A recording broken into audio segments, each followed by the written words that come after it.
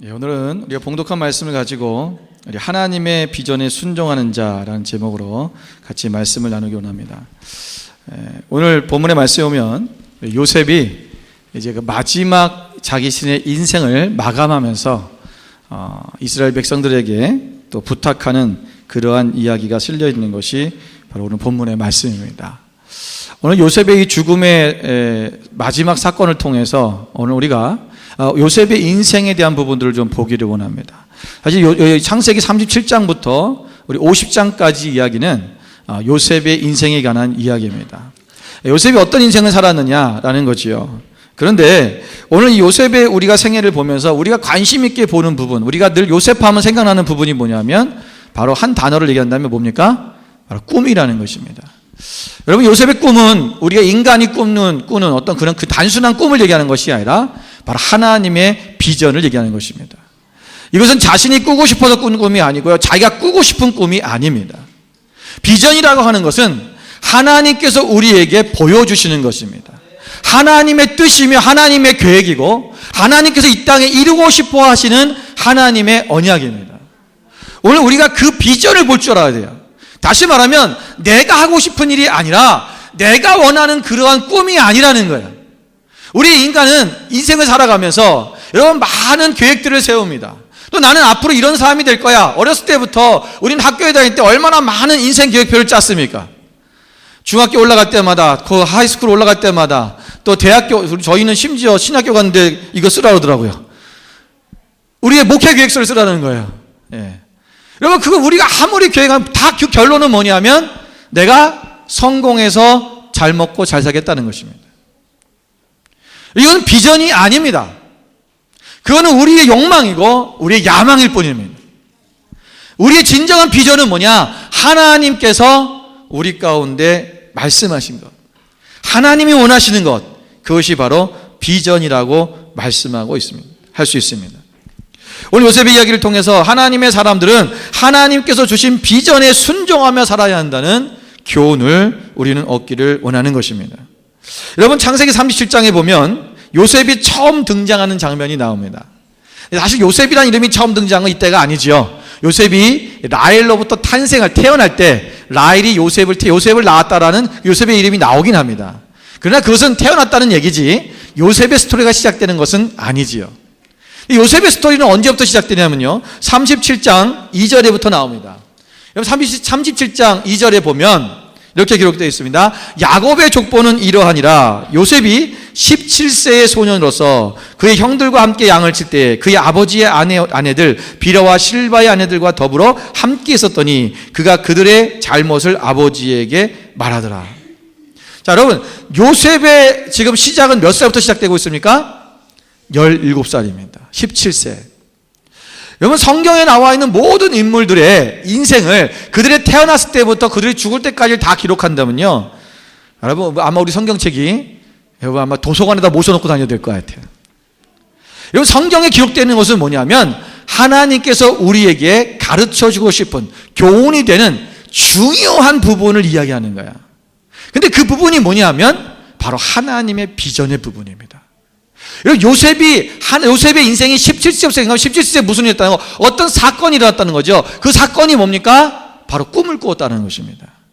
하나님의 비전을 보았다는 거야. 여러분, 우리 인생은 하나님의 비전을 보는 순간부터 시작되는 것입니다. 여러분, 아브라함의 인생이 언제부터 시작됩니까? 성경에 기록된 시작이 언제예요? 바로 하나님께서 그를 부르셔서 본토 친척 아비의 집을 떠나 내가 지시할 땅으로 가라. 그 하나님의 말씀에 그 비전을 보여주셨고 그 비전에 순종하고 나가는 때부터 바로 아브라함의 인생이 시작되는 거야. 그때가 몇 살이에요? 75세입니다. 여러분, 어떤 사람은 75세부터 하나님의 비전이 인생이 시작된 것이고 바로 요셉은 17세부터 그의 인생이 시작되어지는 거야. 여러분, 요셉이 17세 소년으로서 하나님의 역사의 무대에 등장하는 것입니다. 그가 17세에서 있었던 사건, 바로 11개의 곡식단이 꿈을 꿨는데 자신의 곡식단에게 뭐 했다는 거예요? 절을 했다는 것입니다. 또 그리고 나서 또 한 꿈을 꾸었는데 12개의 별과 11개의 별과 그리고 해와 달이 자신을 향해서 절을 하더라는 것입니다. 이것은 여러분 어떤 일입니까? 무엇인가 큰 인물이 될 거라는 그런 예시죠. 계시입니다. 여러분, 부모가 자기에게 절을 한다는 것은요, 뭐가 된다는 거예요? 오직 한 가지밖에 없어요. 왕이 된다는 거죠. 왕이 되지 않고는 부모가 자식에게 절할 일이 없습니다. 그러니까 하나님께서 요셉을 아주 가장 높은 자리, 존귀한 자리까지 올려주시겠다고 하는 그 비전을 요셉에게 보여주신 거예요. 여러분, 하나님의 비전이 요셉에게 계시되었을 때, 그것이 제시되었을 때, 그때야 비로소 진정한 요셉의 인생이 시작되는 거예요. 여러분, 하나님의 비전을 품고 그 비전대로 살아가는 사람, 그 사람이 될 때 우리의 진정한 인생이 시작된다는 것입니다. 만약에 지금까지 내가 아직 하나님의 비전을 보지도 못했고, 그리고 그 비전을 향해 살지 못했다면 여러분은 아직 인생을 시작하지 않은 겁니다. 그럼 지금까지 살아온 내 인생은 다 뭔가요? 그래서 내 인생을 산 겁니다. 여러분, 진정한 우리가 하나님 앞에 복된 인생을 살아가는 것은요, 하나님의 비전을 보고 그 비전을 시작하는 거예요. 그럼 늦지 않았습니다. 아브라함 75세에 시작했고요, 모세는 40세에 시작했고요, 80세죠. 80세에 시작했고요. 오늘 요셉이 좀 빨랐던 것뿐이에요. 오늘 우리는 여러분 다시 시작해야 됩니다. 오늘 하나님의 비전을 보십시오. 하나님께서 나를 통해서 무엇을 하기 원하시는가?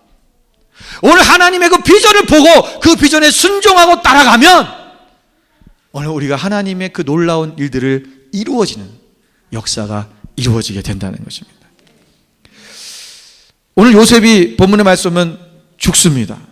인간은 다 누구나 죽지요. 조금 오래 살았습니다. 110세에 죽게 되었습니다. 그런데 오늘 요셉의 이 죽음의 사건이 우리 굉장히 중요하다는 거예요. 왜냐? 여러분, 요셉이 죽을 때 마지막 하던 말이 무엇인지 보십시오. 24절에 이렇게 말합니다. 요셉이 그의 형제들에게 이르되 나는 죽을 것이나 하나님이 당신들을 돌보시고 당신들을 이 땅에서 인도하여 내사 아브라함과 이삭과 야곱에게 맹세하신 땅에 이르게 하시리라. 여러분, 지금 요셉은 죽어가면서 뭘 보는 거예요? 미래적인 일들을 보기 시작하는 거예요. 그 미래의 일이 뭡니까? 하나님께서 오늘 우리를, 이 민족을 다시 하나님의 약속의 땅으로 보내실 것입니다. 이스라엘 민족에 약속하신 하나님의 그 비전이 아직 끝이지 않았다는 것을 보는 거야. 여러분, 인생이 시작할 때 하나님의 비전을 보고 시작했던 요셉은 그의 마지막 순간에도 하나님의 비전을 보고 있다는 것입니다. 이게 놀라운 거예요. 우리가 죽나 사나 하나님의 뜻을 이루어 살겠던 바울의 고백처럼 오늘 우리가 하나님의 비전을 바라보며 사는 사람, 그 인생이 진정 축복된 인생이고 하나님의 뜻을 이 땅에 이루어가는 놀라운 하나님의 일꾼이 되는 것입니다. 요셉에게 주신 하나님의 비전은 애굽의 총리가 되는 그게 끝나는 것이 아니라 바로 그 민족을 통하여서 하나님께서 큰 나라를 이루시는 그 약속의 땅으로 들어가는 그 비전이야말로 하나님께서 주신 최종 목적의 비전인 것입니다. 하나님의 비전으로 시작해서 하나님의 비전으로 마감하는 인생, 얼마나 멋있습니까? 그저 자신의 어떤 욕망과 자신의 꿈을, 야망을 설치기 위해서 자신의 꿈을 꾸기 위해서만 살아가며 시작하는 인생, 그러다가 마감하는 인생, 그 뒤에는 허망한 거예요. 아무것도 없습니다. 오늘 우리가 하나님 나라에 들어갈 때 하나님께서 착하다, 충성된 종아, 내가 정말 잘하였다, 여러분, 그런 칭찬을 들을 수 있는 사람이 되어야 되지 않겠습니까? 무엇을 바라보고 달려가고 계십니까? 무엇을 위해 열심히 지금 여러분 살아가고 계십니까? 오늘 만약에 아직도 내가 하나님의 비전을 보지 못했고 그저 나의 꿈을 위해서만 여러분 달려가고 있다면 지금도 헛된 인생을 살아가고 있는 것입니다. 하나님의 그 역사의 기록책에 기록되지 않은 인생, 하나님의 그 마음 가운데 새겨지지 않은 인생, 비전이 없는 사람들, 그 비전에 순종하고 살아가지 않는 사람들은 인생은 그렇게 허망하다는 것입니다. 요셉의 생애를 통해서 우리에게 가르쳐 주시는 가장 귀한 단어가 있다면 그것은 바로 비전입니다. 하나님의 꿈을 이루어 드리는 것. 이 어두운 시대를 살아가고 있는 우리들이 이 시대를 밝히는 빛과 소금의 역할을 감당하려면 오늘 그 하나님의 비전이 있어야 됩니다. 그래야 내가 원하는 인생을 사는 것이 아니라 하나님이 원하시는 인생을 살아갈 수 있는 것입니다. 여러분, 꿈이 없는 인생은 짐승과도 같은 것입니다. 꿈이 없는 인생은 그냥 하루하루를 허비하며 보냅니다. 꿈이 없는 인생은 소망이 없습니다. 그래서 되는 대로 살아가고 그리고 막 살아갑니다. 오늘 우리가 우리의 자신의 욕심을 채우려고 하는 그러한 꿈이 아니라, 그런 꿈은 우리의 욕망이고 우리의 망상이 되는 것입니다. 그건 비전이 아니라 망상이에요. 오늘 하나님이 주시는 그 꿈을 이루어가는 삶이 우리 가운데 있기를 소망합니다. 시편 132편 1절 말씀해 보니까 다윗은 이렇게 고백합니다. 여호와여, 내 마음이 교만하지 아니하며 내 눈이 오만하지 아니하오며 내가 큰 일과 감당하지 못할 놀라운 일을 하려고 힘쓰지 아니하냐이다. 여기서 이 말은 뭐냐면요, 내가 아무것도 하지 않겠다라는 얘기가 아니라요, 내가 무엇인가 하나님의 일을 이루는 데서 내가 힘으로 내가 뭔가를 하려는 것이 아니라 오늘 하나님이 주신 그 마음 가운데서 내가 교만하지 아니하고 하나님의 뜻만 이루겠다는 거예요. 나의 욕망과 야망을 위해 살지 않겠다는 것입니다. 그것을 채우려고 나가는 것이 아니라 오직 여호와 하나님의 뜻을 위해 살아가는 것. 여러분, 내가 살아가는 것이 하나님의 비전이요 하나님의 소망이라고 착각하지 마세요.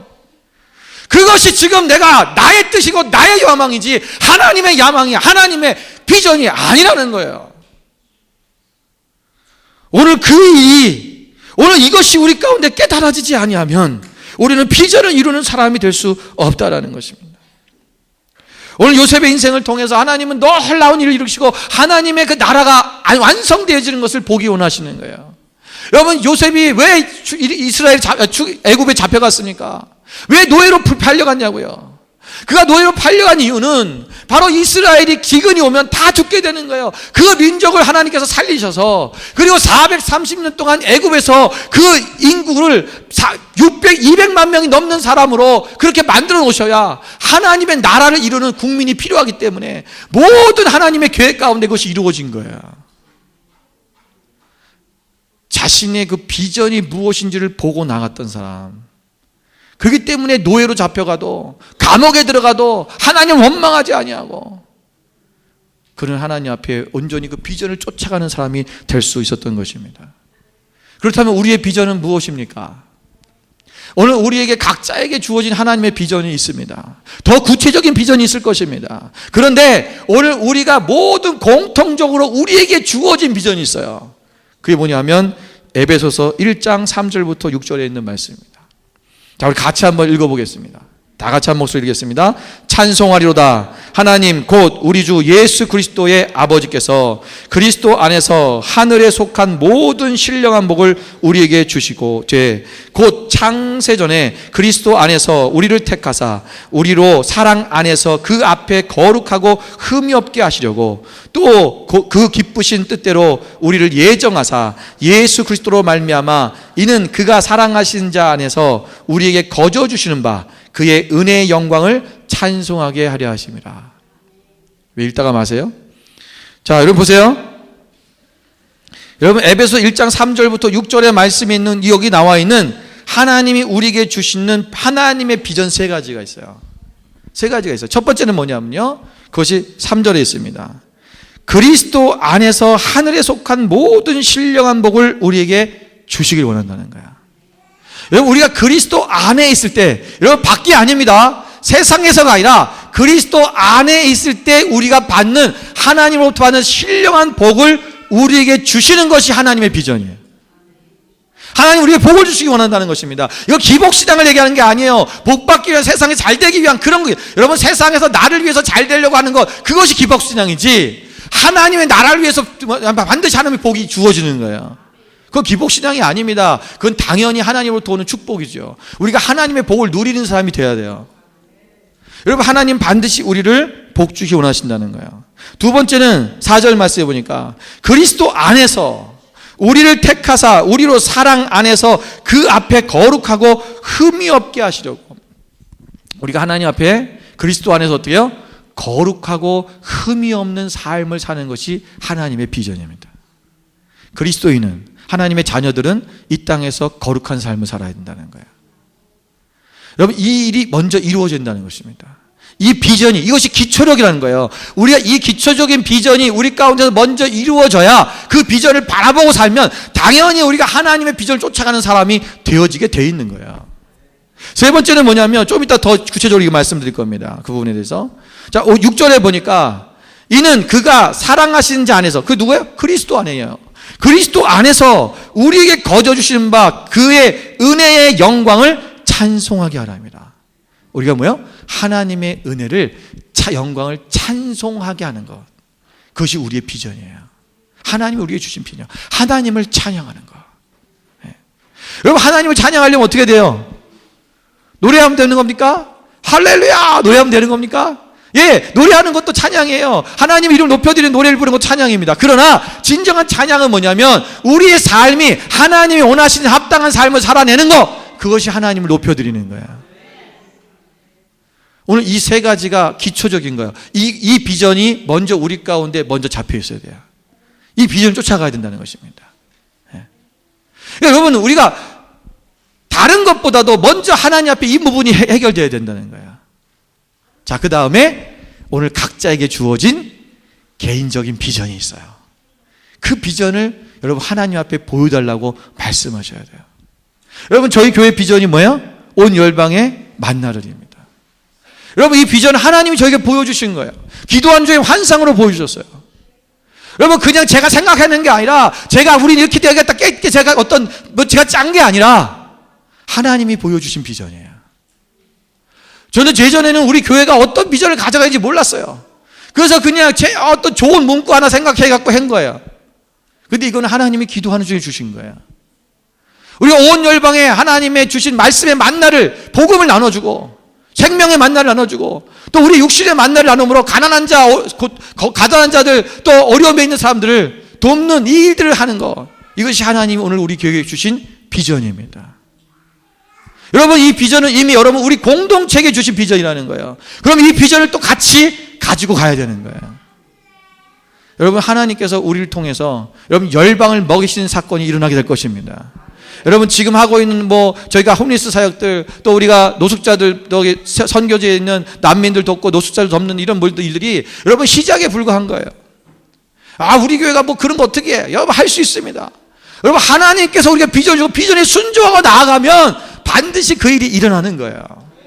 여러분, 우리 안에 그 물질이 없으면 하나님이 다른 사람을 통해서도 물질을 부어주셔서 쓰게 하시고 하게 하시는 거예요. 작은 것에 순종하고 나아가기 시작하면 일이 당겨지게 돼 있어요. 오늘 우리가 하나님 앞에 여러분 이 부분들을 이루어가야 돼요. 그럼 어떻게 우리가 하나님 앞에 나가야 우리가 하나님의 비전을 이루며 살아갈 수 있을까? 이 하나님의 비전을 이루어 드릴 수 있을까? 첫 번째는 성실을 할 때 이루어집니다. 여러분, 하나님의 사람이 자신에게 주어진 삶의 현장에서 최선을 다해서 성실하게 살아갈 때 하나님의 비전이 이루어지는 거예요. 여러분, 하나님의 뜻은요, 하나님은 우리 가운데 일하실 때 우리가 아무것도 안 할 때는 하나님 일하지 않으세요. 우리가 최선의 일을 해야 된다는 거예요. 최선의 일. 이게 성실함입니다. 내가 할 수 있는 최선의 일을 하는 거예요. 우리 왕해전장께서 가르치신 게 있습니다. 빚 갚을 때 어떻게 해야 되냐? 내가 먹지 말아라는 거예요. 최소한의 먹을 수 있는 걸 먹으라는 거예요. 반찬도 이것저것 해 먹지 말고 내가 최소한 먹을 수 있는, 간장에 밥 비벼 먹든지 김치를 먹어서 김치만 먹든지, 그래서 일단은 빚을 갚는 일을 하라는 거예요. 그렇게 해야 하나님이 빚을 갚도록 도와주시는 거예요. 여러분, 그렇게 실제로 해갖고요, 빚들이 갚아진 역사도 일어나기 시작하는데 하나님께서 우리 인간이 상상할 수 없는 방법으로 빚이 갚아지는 거예요. 평생을 갚아도 갚지 못할 일들. 예. 어떤 작년 일기 때 했던 형제 한 분은요 10년을 갚아야 될 빚이었대요. 그런데 그 말씀을 그 얘기를 듣고 자기가 실제로 한 거예요. 3개월 만에 빚을 다 갚아버렸어요. 자기가 잠을 자지 않고 일을 했어요. 자기가 할 수 있는 최선의 일이 뭔가 잠을 3시간 자고 일을 했어요. 열심히 빚을 갚았습니다. 그랬더니 채주가 너 이제 돈 안 갚아도 돼. 내가 탕감해 줄게 해준 거야. 여러분 하나님께서 그렇게 역사하시는 거예요. 내가 갚을 수 없는 그 돈 어떻게 갚습니까? 10년을 갚아야 되는 돈을 먹지 않고 최선을 다해서 일하고 해보니까 하나님이 나머지는 역사해 버리시는 거예요.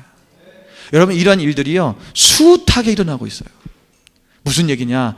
오늘 내가 하나님 앞에 최선의 일, 그 성실함을 이룰 때 하나님께서 역사하신다는 거예요. 여러분 성실하다는 것은요 꾸준한 것을 얘기하는 것입니다. 요셉이 꿈을 꾸었어요. 한 꿈을 꾸었죠. 그 꿈을 꾸었는데 여러분 꿈 속에서 하나님께서 자기를 뭐가 되게 했다는 거예요? 높은 사람이 되겠다는 거죠. 이건 뭐 보통 어마어마하게 높은 게 아니에요. 요셉이 그럼 내가 이제 높은 사람이 될 것 같으니까 내가 이제 높은 사람이 되기 위해서 뭔가를 해야겠다. 그리고 나가서요 자기가 과외 공부한 게 아니에요. 학원 다니기 시작한 게 아니라는 거예요. 무슨 얘기냐면 자신의 삶이 지금까지 하나님을 순종하고 하나님 앞에 나갔던 자들의 믿음의 삶과 자신의 삶이 변함이 없어요. 꾸준하게 그냥 하나님 앞에 나가는 거예요. 우리는 예를 들면 하나님께서 너를 통해서 너의 물질을 통해서 하나님 앞에 하나님께서 뭐 사업을 하게 해서 하나님께서 크게 역사하실 것이다. 그러면 사람들이 어떻게 하는 줄 아세요? 와 하나님이 나를 큰 비즈니스맨이 되게 하신대. 그럼 그때부터 교회 안 나오는 거예요. 나가서 일해야 돼. 돈 벌어야지. 열심히 내가 돈 벌어서 내가 열심히 이것을 이루어야지. 하나님이 이렇게 하신다 했으니까. 그리고 자기가 오버하기 시작하는 거예요. 아까 다윗이 그 얘기했잖아요. 내가 하나님의 큰 일을 내가 그것을 내가 하려고 하지 않겠다라고 하는 거예요. 그 말은 내가 아무것도 안 하는 얘기가 아니라 오늘 내가 하던 일을 계속해서 꾸준히 해나가는 거야. 학생은 학생의 자리에서 꾸준히 공부를 하면 되는 거예요. 여러분 또 자기가 일을 하면서 일해서 그 일을 자기가 지금 처한 일에 속에서 꾸준히 일을 하면 되는 거예요. 내가 이제 하나님께서 그러니까 내 직업 다 때려치고 이제 딱 해야지. 그것도 하나님이 하라 하실 때 하는 거죠. 예. 하나님이 말씀하실 때. 그런데 자꾸만 자기의 힘으로 하려고 하는 거죠. 그런 게 아니에요. 요셉을 보십시오.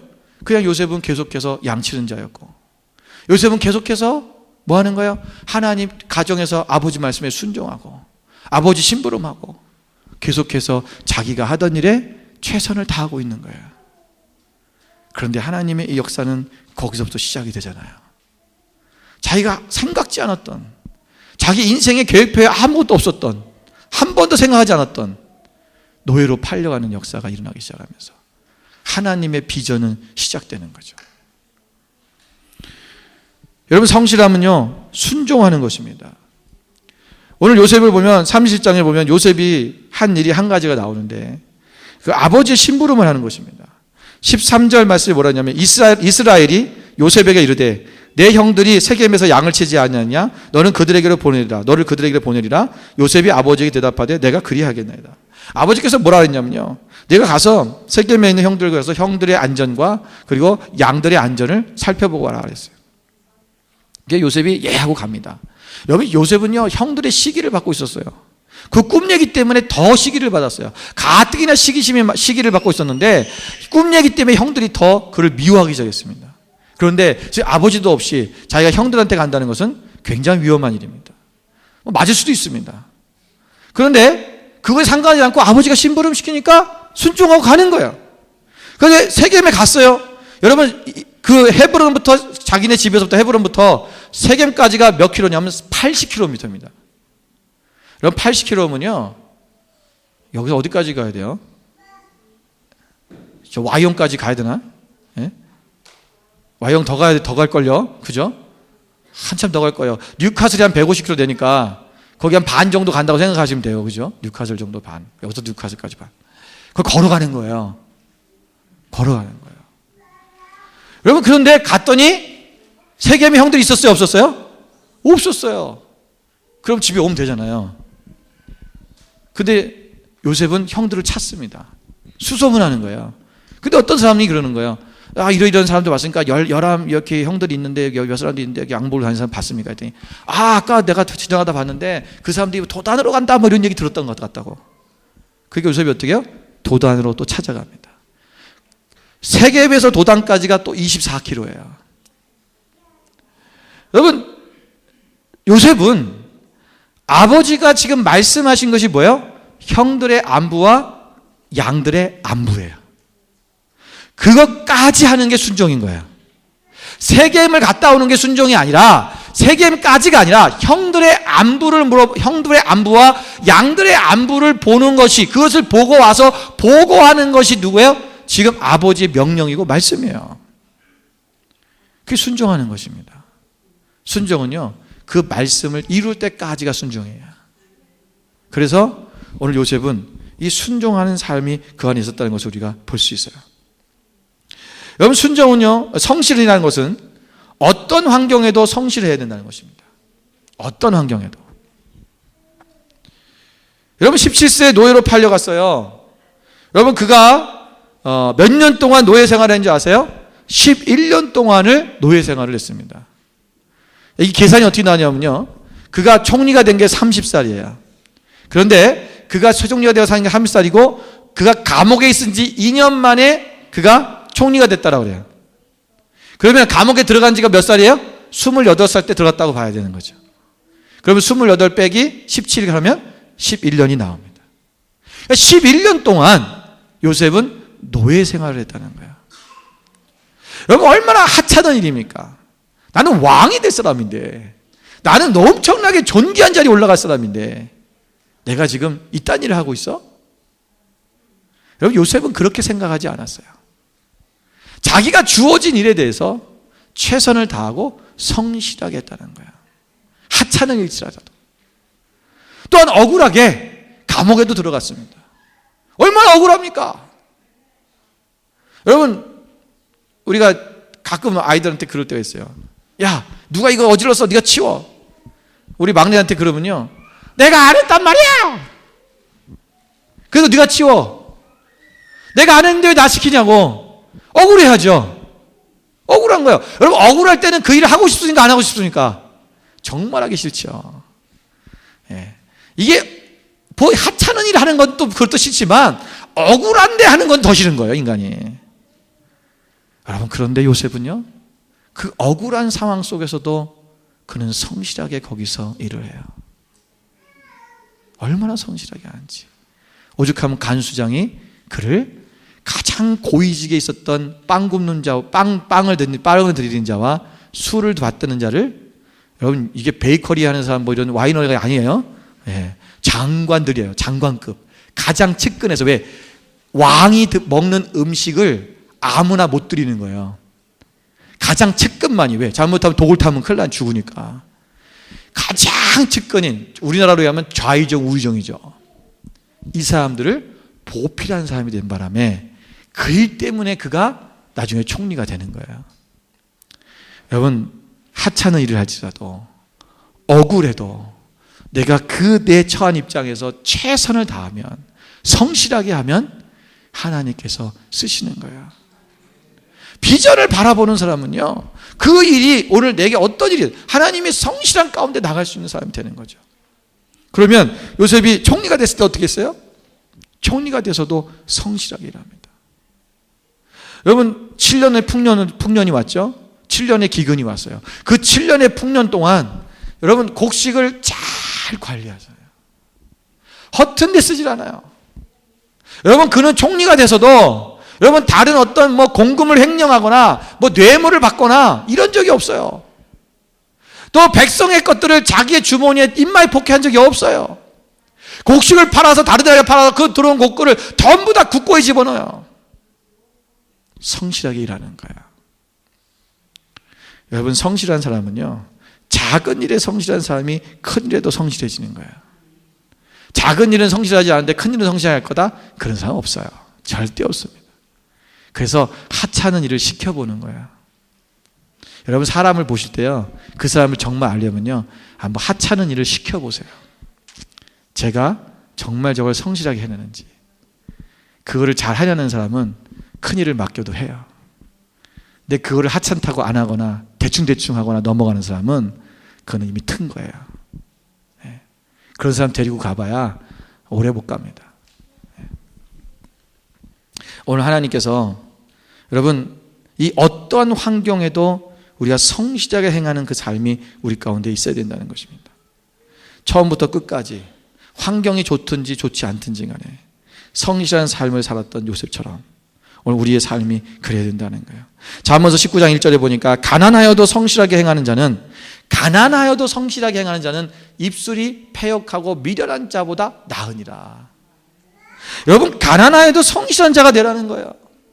나는 뭐가 없어서, 나는 뭐가 부족해서 나는 성실하지 못한다는 건 그거는 핑계예요. 우리 가정 환경은 이래서, 나의 아버지는 이런 사람이라서, 나의 어머니는 이런 사람이라서 나는 안 돼, 내 집안 나는 이렇게 훌륭한 사람이 될 수 없어 라는 건 없어요.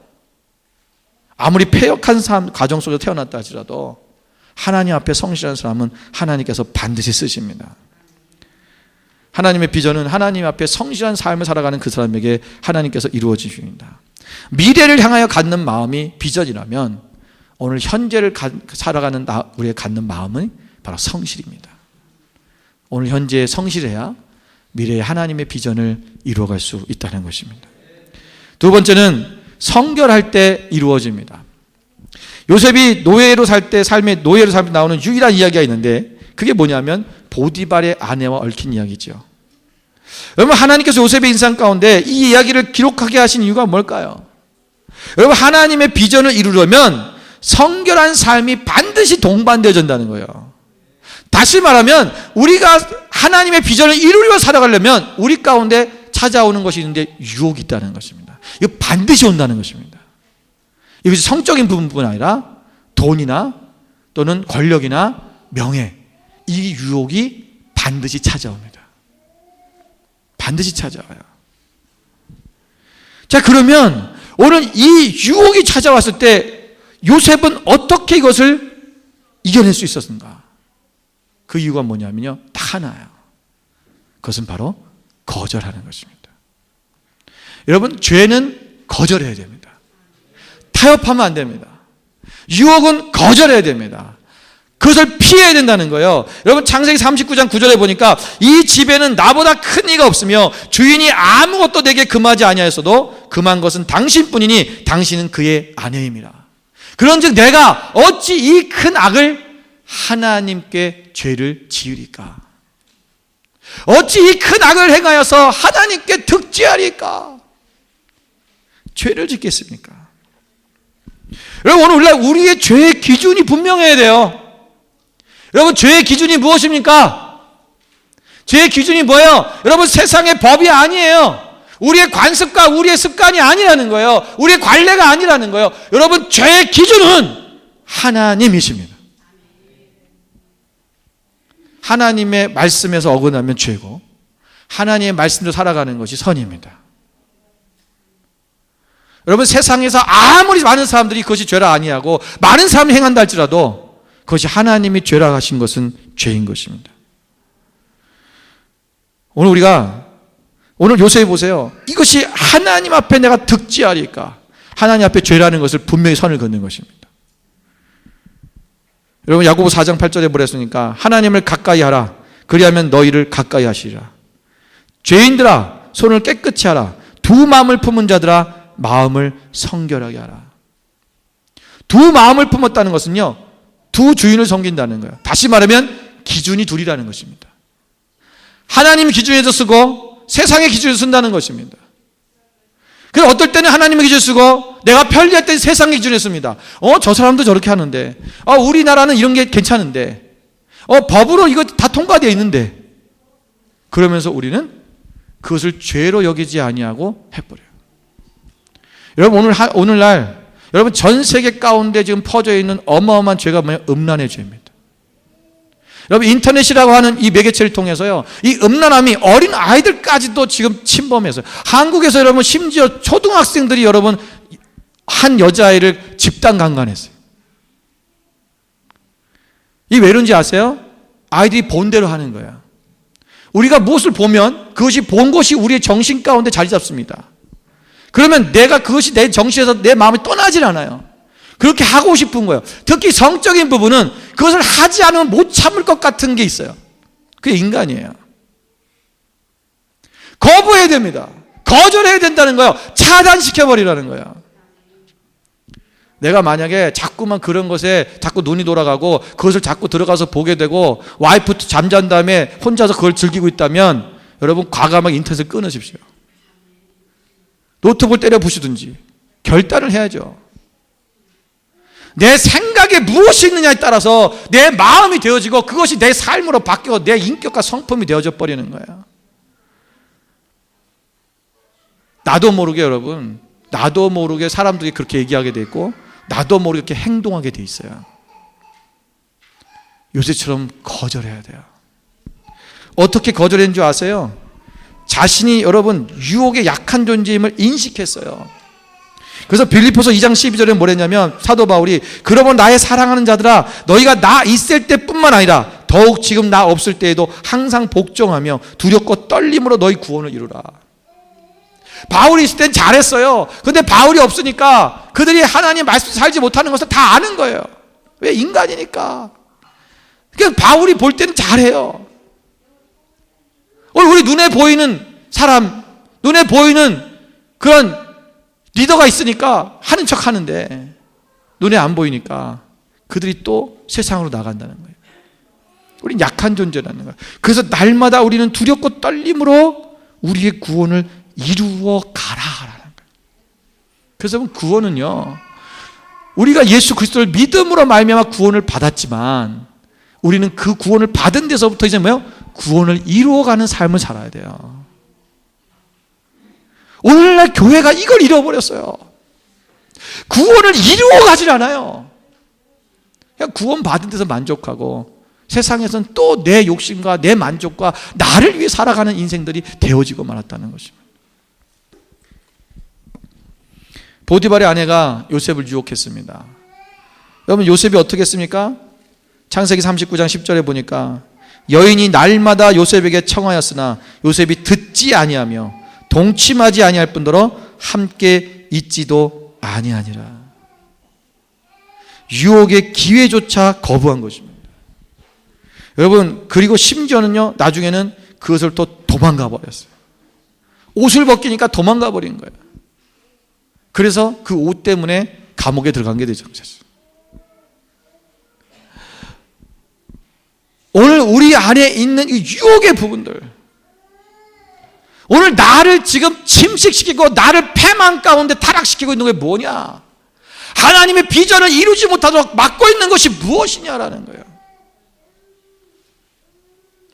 분명히 우리 하나님께서 우리 가운데 주신 비전이 있어요. 오늘 우리 교회 가운데도 주신 비전이 있어요. 그런데 이것이 뚫고 나가지 못하는 이유가 뭐냐? 성결하지 못하다는 것입니다. 어제 저희 집에 그 샤워실이 이 드레인이 막혀갖고 안 나가는 거예요. 샤워를 하면 물이 막 이만큼 차버려요. 그래서 어저께 이 뚫어뻥을 갖다가 2통을 넣었어요. 2통을 붓고 이제 거기다 물 덮어놓고서 아침에 이제 샤워를 하려고 가서 그랬더니 또 이게 안 내려가는 거예요. 조금 내려가긴 하는데 아직도 물이 고여있기 시작해요. 바로바로 내려가야 되는데. 그래서 뭐가 이상하다 싶어하고 제가 뚜껑을 열고서 이제 그 철사를 가지고 이렇게 집어넣어봤어요. 그런데요, 저는 웬 머리 하나가 올라오는 줄 알았어요. 머리카락이 그 드레인 이만한 둥그러운 곳에 그냥 그대로 꽉 막혀 있는 거야. 이게 쭉 빼니까 진짜 무슨 애 머리통 하나 올라오는 것 같아요. 와, 이게 어마어마하게 막혀 있었던 거예요. 제가 증거로 사진 찍어놨는데 하여튼 그때 이것을 제거하지 않으면, 제가 사실 샤워하면서 봤거든요. 긴 머리카락들이 굴러다니는 거. 그러면 이제 제가 이렇게 빼가지고 옆에 위에다 올려놨어요. 나중에 치운다고 못 치운 거죠. 근데 또 누가 샤워하다가 그냥 그게 또 밑으로 들어갔나 봐요. 계속 들어간 거죠. 지금까지 그런 일이 없었는데 이번에 그런 거예요. 그러니까 이거를 여러분 우리 안에 있는 이 더러운 죄악들이 내 안에서 날마다 내가 씻어내지 않으면 그것이 쌓여요. 그럼 나중에는 이걸 어떻게 할 수 없는 그냥 꽉 막혀서, 그러니까 우리의 비전의 통로가 막혀버리니까 이것이 나아가지 못하고 그 비전을 이루지 못하는 거죠. 그래서 날마다 여러분, 인간이 죄를 짓게 돼 있죠. 우리도 모르게 짓는 죄도 있죠. 오늘 우리 연약함 때문에 짓는 죄도 있어요. 그런데 날마다 주님 앞에 이것을 회개하고 씻어내야 돼요. 여러분, 어떤 사람이 그래요. 아니, 죄 짓고 또 씻고, 죄 짓고 회개하고, 죄 짓고 하고, 뭐 그딴 식으로 한다고 뭐 되냐? 그 맨날 그러니 똑같지. 여러분, 자꾸 씻은 자는요, 나중에 씻을 때 깨끗해요. 그리고 여러분, 이 몸 자체에 냄새 나질 않아요. 무슨 얘기냐면, 여러분, 내가 자꾸 씻다 보면, 자꾸 하나님 앞에 회개하다 보면요, 회개를 자꾸 하는 사람은 다시는 그 죄를 짓지 않게 돼 있어요. 회개를 안 하니까 짓는 거예요. 여러분, 내가 하나님 앞에 회개했어요. 그래 또 줬어. 하나님 앞에 회개했어. 또 줬어. 그러면 하나님 앞에 또 회개를 하고 나가면 그 마음이 어떻겠어요? 하나님, 정말 나 같은 인간, 왜 이거 자꾸 내가 또 이렇게 넘어집니까? 그러면 내가 이 부분에 대해서 안 하려고 내 마음이 자꾸 내가 하나님의 뜻대로 살려고 노력하는 것이 생겨지게 되고, 이것에 대한 절대 거절하는 역사가 우리 가운데 이루어지게 되어 있어요. 근데 회개도 안 하고 그냥 사는 사람은요, 그냥 이것에 대한 죄책감이 없어요. 계속 하는 거예요.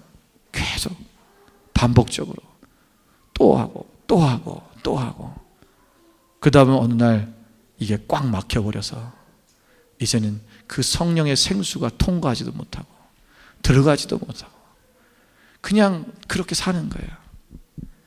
그때부터는 이제 막혀버리니까 그냥 하나님이 계신지 힘도 모르겠고, 조금만 어려움만 생기면 낙심하고 좌절하고 또 죽겠다고 인간적인 방법으로 달려가고, 이런 일들이 계속해서 또 이루어지는 거죠.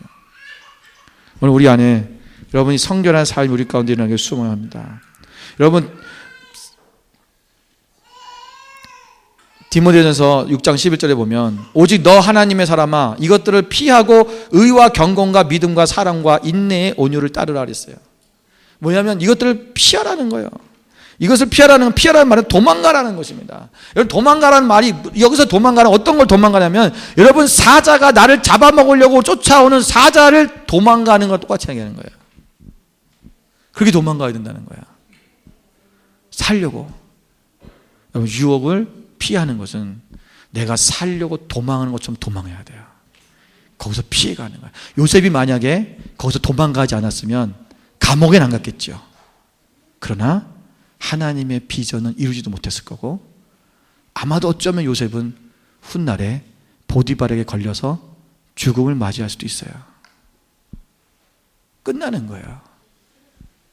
도망가야 됩니다. 살아야 됩니다. 우리가 살아내지 않으면 우리가 죽게 된다는 거예요. 유혹은 반드시 우리를 쫓아오고 있어요. 그것을 향해서 여러분, 되려 그 유혹을 향해 달려가는 인생이 되지 말고 유혹을 피해서 달려가면 도망갈 수 있는 여러분 되시기를 바랍니다. 그런데 여기서 이 피하라고 했던 이 부분이 앞절에 보면 뭐라냐면 7절부터 10절에 보면 이런 말씀이에요. 우리가 세상에 아무것도 가지고 온 것이 없으며 또한 아무것도 가지고 가지 못하리니. 여러분, 세상에 우리가 아무것도 가지고 온 것이 없죠. 여러분, 가지고 오신 분 있으면 저한테 얘기해 주세요. 아무도 없어요. 갈 때 또 아무것도 가지고 가지 못해요. 예. 가지고 갈 수 있는 분 저한테 얘기해 주세요. 제가 드릴 테니까, 노자 떨려 드릴 테니까 가져가세요. 우리가 먹을 것과 입을 것이 있은즉 족한 줄로 알 것인가. 여러분, 부하려 하는 자들은 시험과 올무와 여러 가지 어리석고 해로운 욕심에 떨어지나니 곧 사람으로 파멸과 멸망에 빠지게 하는 것이라. 돈을 사랑함이 일만하게 뿌리가 되나니 이것을 탐내는 자들은 미혹을 받아 믿음에서 떠나 많은 근심으로써 자기를 찔렀도다. 돈을 사랑하는 사람, 바로 이것을, 그 다음 절이 11절이에요. 너 하나님의 사람아 이것들을 피하라. 인생이 여러분 살아가면서 가장 우리를 유혹하고 있는 부분이 뭐냐면 첫 번째가 돈입니다. 돈의 문제예요. 그 다음이 성적인 문제, 그리고 권력, 명예, 권력이었습니다. 여기서 있잖아요, 한 사람도 자유로운 사람이 없어요. 자유로운 사람이 한 명도 없다니까요. 나는 괜찮아요. 아니에요. 오늘 우리가 여러분 이곳서부터 벗어나야 된다는 거예요. 도망가라는 거예요. 마태복음 5장 29절에 보면 예수님께서 이렇게 만약 내 오른눈이 너로 실족하게 하거든 빼어내버리라. 내 백체 중 하나가 없어지고 온몸이 지옥에 던져지지 않는 것이 유익하리라. 그 말이 뭐예요? 이 빼이라는 말은요, 도려내다라는 뜻이에요. 도려내라. 여러분, 내 눈이 범죄하면 그 도려내고 천국 가는 게 낫다는 거예요. 완전히 완전히 거기서 벗어나는 걸 얘기하는 것입니다. 내 발이 범죄를 하면 내 오른발을 잘라라. 내 오른팔이 범죄를 하면 오른팔을 잘라라. 내가 봐야 될 것, 보지 말아야 될 것, 하지 말아야 될 일, 가지 말아야 될 곳이 있다면 그것을 과감하게 절단시켜라는 거예요. 가지 말라는 것입니다. 하지 말라는 것입니다. 보지 말라는 거예요. 그 여러분 지금부터 요셉과 같이 여러분 그 일이 여러분 가운데 여러분 철저했어야 돼요. 여러분 유혹의 자리에 자꾸 쓰지 마세요.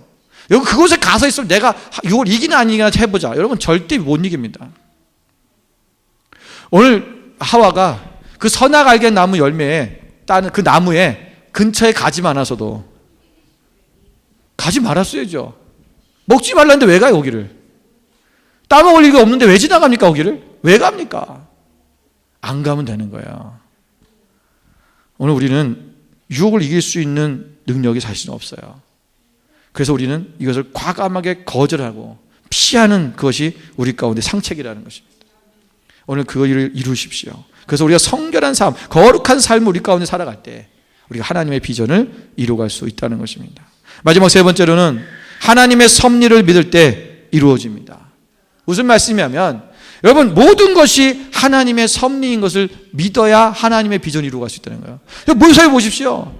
내가 감옥에 여러분 그 노예가 됐어요. 11년 동안 노예 생활을 합니다. 2년 동안 그 감옥에 들어갔어요. 앞이 캄캄하고 지금 자기 손에 빛이 없어요. 그럼에도 불구하고 뭐 하는 거예요? 오늘 이 일이 하나님이 하신 일이다. 하나님의 섭리임을 그는 믿었다는 거예요.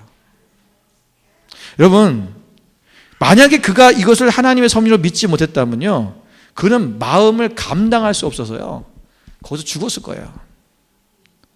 웬만한 같은 사람은 저기서 자살합니다. 여러분 집안에서요 정말 귀하게 자란 아들이에요. 아버지가 어렸을 때부터 채색 옷만 딸이 입혔어요. 요셉을 얼마나 야곱이 라헬을 너무 사랑했기 때문에 요셉을 너무너무 사랑하는 거예요. 요셉은요 그냥 형들과 다른 그런 대접을 받으며 살았던 사람이에요. 그런데 그 아들이 그 사람이 여러분 한 집안의 노예가 돼서 살았다고 생각해 보십시오. 얼마나 인생이 비참하고 낙심됐겠어요. 내가 이러고 살아야 되나? 하나님의 비전이 없는 사람은 거기서 멈추는 거예요. 근데 비전을 믿으니까 하나님의 이 모든 것은 하나님의 섭리구나. 그걸 믿는 거죠. 그러니까 두려워하지 않고 그 일을 성실하게 해내는 거예요. 감옥 갔을 때도 마찬가지입니다. 그는 하나님이 자신에게 대해서 그 감옥에서도 이것이 하나님의 섭리인 것을 믿었다는 거예요. 여러분 요셉이 형들을 만났을 때 형들에게 이렇게 고백하잖아요. 창세기 45장 5절 말씀에 보면 당신들이 나를 이곳에 팔았다고 해서 근심하지 마소서, 한탄하지 마소서. 하나님이 생명을 구원하시려고 나를 당신들보다 먼저 보내셨나이다. 이야, 얼마나 멋있습니까? 근데 어떤 사람이 그래요. 그 요셉이 이제 총리가 됐으니까 뭔가 지금 살만하고 이제 힘든 일 다 지났으니까 그러니까 그렇게 얘기할 수 있는 거지요. 그렇습니까? 여러분 상처가 삶이 좀 나아지고 여러분 평안해지면 그 상처가 없어졌어요? 아니죠. 여러분 상처는 안 없어져요. 내 삶의 환경과 상관이 없는 거예요. 이 말을 할 수 있었다는 것은요 이미 요셉의 마음 가운데 이미 이전부터 형들을 용서했다는 거예요. 왜요? 이것은 하나님의 섭리니까. 형들의 잘못이 아니다. 하나님은 이를 통해서 분명히 뭔가를 이루시려고 하는 것이다 라고 생각했다는 거죠. 정말 대단하지 않습니까? 어떻게 이렇게 생각해요? 그러니까 그 안에 상처가 없는 거예요. 여러분 그 안에 상처가 없다는 얘기를 우리가 보면요 여기 보면 그 요셉이 자기의 아들의 이름을 뭐라고 짓냐면 그러니까 형들을 만나기 전에 아들을 낳았잖아요. 그 이름을 뭐라고 했어요? 므낫세라고 그랬어요.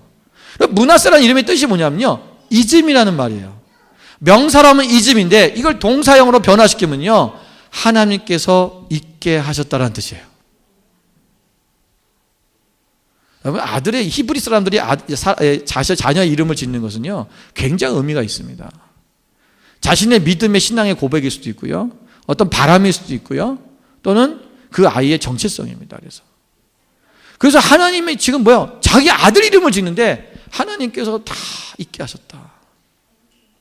이미 형들을 만나기 이전부터 그는 형들을 다 용서했고, 이미 그 마음에는 그 어떠한 상처도 남아있지 않았다는 것입니다. 그가 노예로 팔려가서 일할 때도, 감옥에 들어갔을 때도 그는요, 형들을 원망해 본 적도 없고요, 자기를 감옥에 집어넣은 보디발을 원망한 이야기가 하나도 안 나와요. 왜? 이것은 하나님의 섭리니까. 여러분, 오늘 우리 가운데 일어나는 모든 환난과 고난들이 있어요. 내 인생에 계획표에 없었던 일, 내가 정말 상상도 못했던 일들이 우리 가운데 일어날 수 있어요. 그런데 여러분, 이것이 하나님의 비전을 이루어가는 하나님의 섭리인 것을 여러분 믿으셔야 돼요. 그래야 그 고난을, 그 환난을 넘어갈 수 있는 거예요. 그리고 비전을 해서, 왜 사단은요, 우리로 하여금 우리가 잘못되게 하고 고난 갖게 하고 막 저기다 집어넣고 노예로 팔아버리고 감옥에 집어넣고, 여러분, 이런 일들을 함을 통해서 그가 좌절하고 낙심하게 만드는 거예요. 오늘 우리는 그렇게 되서는 안 되죠. 하나님이 이러신 게 무엇일까? 여러분, 야곱이 오늘 본문의 앞절에도 보면 야곱이 이스라엘이 죽었어요. 야곱이 죽고 나니까 형들이 요셉에게 또 얘기합니다. 우리를 용서해달라고. 자기 아버지가 죽고 나면 자기들도 죽일까봐 겁난 거죠. 이미 요셉은 다 용서했는데 형들의 마음은 아직도 자기들은 그게 없는 거죠. 죄책감에 빠져 있는 거예요. 요셉이 또 뭐라고 말합니까? 형들에게 말하기를, 나는 당신들을 다 용서했습니다. 제발 두려워하지 마십시오. 이 일은 하나님께서 우리 민족을 구원하시기 위해서, 우리 백성들을 구원하기 위해 하나님께서 하신 겁니다. 오늘 하나님이 행하신 일, 이 모든 일들이 하나님의 섭리인 것을 깨닫고 날마다 하나님을 의식하며 하나님 중심의 의식으로 살아가는 요셉, 그 믿음으로 살아갈 때 하나님의 비전을 이룰 수 있었다는 것입니다. 오늘 우리 삶 속에서 여러분, 나에게 상처를 주는 사람들이 있고, 또 내가 살아가면서 내 마음을 아프게 하는 사람들이 있어요. 교회 안에 있다 보면 각양각색의 사람이 있기 때문에 어떤 사람은 그것을 나에게 칭찬이라고 말하는데 내가 들을 때는 그것이 나를 상처를 주는 거 있고, 어떤 사람은 나를 위해서 한다는 얘기가 또는 내가 들을 때는 그것이 아픔일 수도 있고, 오늘 사람들은 다 사람의 마음을 몰라요. 그래서 내가 하고 싶은 말을 하지요. 내 생각에 그것이 옳다고 생각하기 때문에 말을 하는 거예요. 그런데 듣는 사람은 상처를 받을 수 있어요. 여러분, 상처를 받지 마세요. 여러분, 상처받고 사는 인생은요, 자기 스스로가 자신을 죽이는 거예요. 내 자신을 비참한 가운데 집어넣어 버리는 거예요. 오늘 하나님께서 오늘 이 일을 이루시는 것, 내가 말을 듣거나 어떤 행동이 내가 고난이 와도 하나님의 섭리인 것을 믿으세요. 이것을 통해서 하나님께서 나를 무엇을 깨닫게 하시는가, 이것 속에서 하나님은 나를 더 어떻게 업그레이드 시키려고 하시는가, 여러분 그걸 보셔야 돼요. 여러분, 화나는 대로, 짜증나는 대로, 내 승질나는 대로 살아가기 시작하면 여러분, 그래서 내게 유익이 어디 있어요? 그래서 내게 있는 유익이 아무것도 없잖아요. 대로 나만 망쳐지는 거고, 나만 인격이 이상해지는 거고, 그죠? 나만 사람들 앞에서 우스운 사람 되는 거고. 오늘 우리가 여러분, 하나님 앞에 정말 그분이 오늘 여러분, 이곳에 여러분 하나님께서 늘 말씀드리지만 호주 땅에 보내신 분명 하나님의 뜻이 있어요. 어떻게 우리는 디아스포라 아닙니까? 우리 고향이 아닌 이 호주 땅에 와서 살고 있어요. 그러면 하나님께서 이 땅에 보내신 목적이 뭐냐? 이 땅 가운데서 하나님이 이루시는 하나님의 비전이 무엇인지를 우리가 보고 우리가 그 비전을 쫓아가는 삶을 살아야 될 것입니다. 성실하십시오. 꾸준하게 하나님 말씀에 순종하고 나아가십시오. 그리고 거룩하십시오. 성결하기 위해 노력하십시오. 깨끗해지기 위해서 더러운 곳이 있으면 가지도 말고 또 유혹이 있다면 거절하시고 그 자리를 피하십시오. 그리고 오늘 모든 일이 하나님의 섭리인 것을 믿고 어떤 고난과 환경이 내한테 닥쳐 있더라도 믿음으로 돌파하시는 그런 여러분 되시기를 주님의 이름으로 축원을 드립니다. 하나님의 비전을 이루는 사람, 하나님 비전에 순종하는 사람, 바로 그 사람이 여러분이 되기를 원합니다. 우리 옆 사람에게 이렇게 선포하십시오. 당신은 하나님의 비전에 순종하는 사람입니다. 다시 한번 얘기합니다. 나는 하나님의 비전에 순종하는 사람이 되겠습니다.